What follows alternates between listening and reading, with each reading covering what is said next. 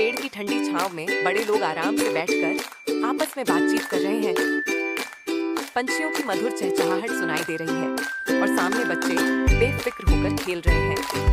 हंसी, आवाजों और मुस्कुराहटों से भरा यह गांव आज पूरी तरह सुरक्षित और शांत दिखाई देता है। जिंदगी यहाँ अपनी ही रफ्तार से चल रही है, सब कुछ बिल्कुल सामान्य। लेकिन विज्ञान की कहानियों में असली सफर अक्सर यहीं से शुरू होता है। लेकिन कुछ ही पलों में इस गांव की तस्वीर बदल जाती है। हंसते खेलते बच्चे अचानक बीमार पड़ जाते हैं। डॉक्टर के पास मरीजों की लंबी लाइन लग जाती है। गांव की गलियां सूनी पड़ने लगती हैं। अब सवाल ये है, इस बीमारी से गांव को बचाएगा कौन? बच्चों की हालत बिगड़ रही है। हमें तुरंत काम करना होगा। इनके शरीर में एंटीबॉडी बनने में समय लगेगा, इसलिए हमें एंटी सीरम देना पड़ेगा।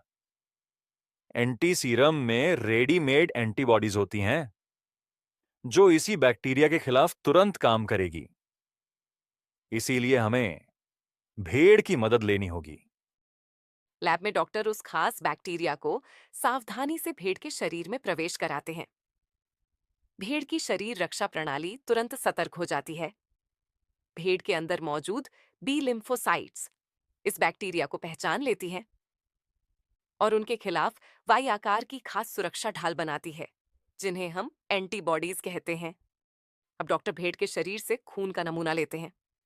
इस खून से आरबीसी और क्लोटिंग फैक्टर्स को हटाकर उसका सीरम अलग किया जाता है। इस सीरम में मौजूद खास एंटीबॉडीज को इकट्ठा किया जाता है। इन एंटीबॉडीज को अब एक छोटी शीशी में भर दिया जाता है।